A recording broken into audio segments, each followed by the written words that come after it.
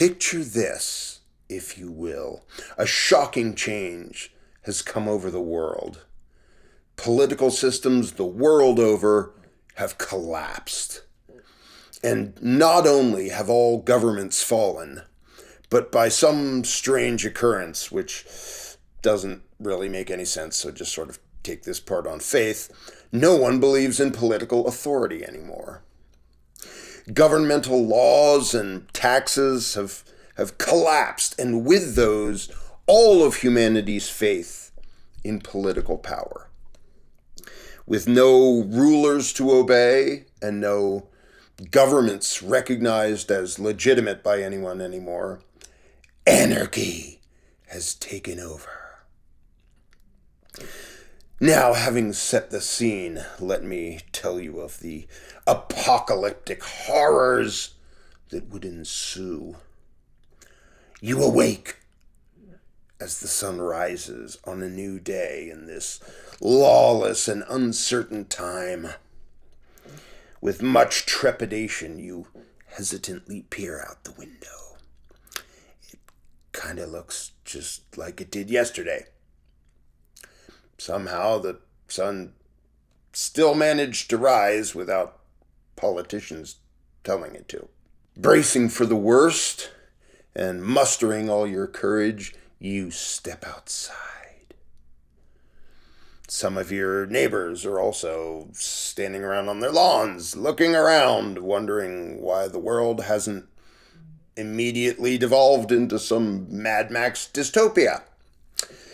Surprisingly, your neighbors still seem to be the same people they were yesterday, and don't at all seem inclined to murder and eat you. You inform them that the feeling is mutual.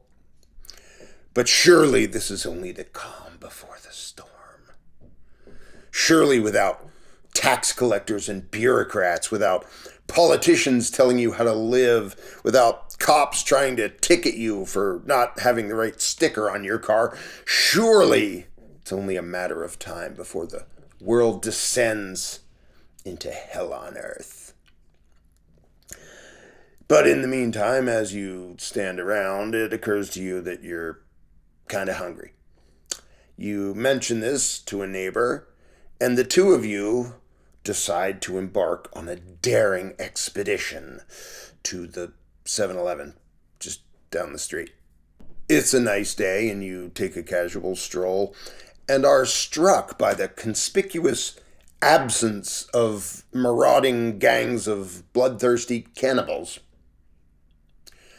Your neighbor, having planned ahead, brought along his aluminum baseball bat in case a zombie apocalypse were to break out. When you arrive at the store, you see that it's open. The usual guy behind the counter looks a little uncertain, but he tells you that he still kind of likes money, so he decided to keep selling stuff to willing customers, should any show up. He also informs you he won't be collecting sales tax anymore.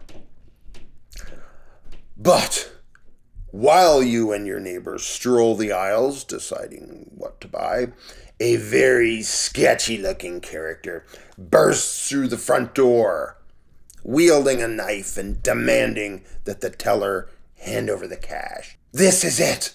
Without any law enforcement, now the inevitable chaos and bloodbath will begin.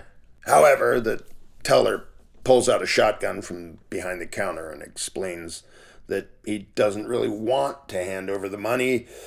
And then another customer in the store also displays his own firearm and tells the would-be thief that he should probably leave while his brain is still inside his head. Oddly enough, even without politicians' scribbles and badge-wearing automatons, seems that in this free-for-all lawless anarchy, normal people still don't want to get robbed, and would-be robbers still don't want to get shot. So, given the choice between leaving and dying, The thief leaves, and the teller and customer put their guns away and get back to what they were doing.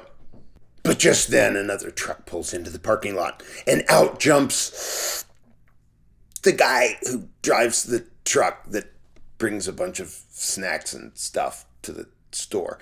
Turns out the truck driver still likes money too, and figured he'd just do what he always does and see if he still gets paid, even though there's not a ruling class a few thousand miles east of him anymore.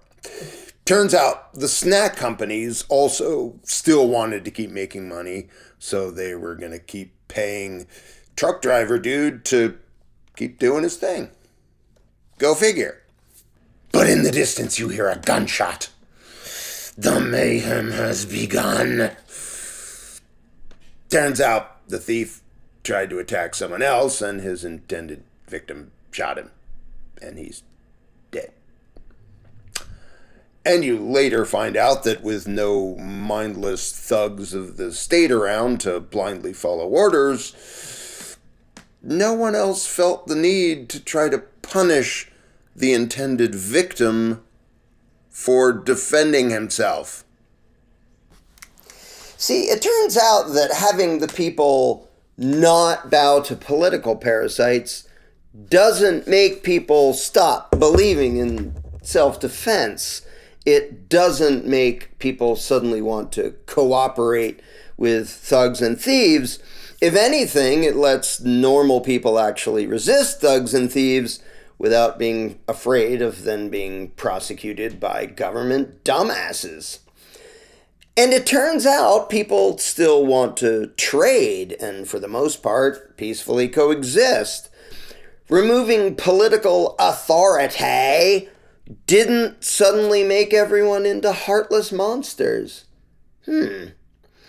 It did very quickly make everything cost a lot less, since people weren't being robbed every step of the way in the name of taxation anymore.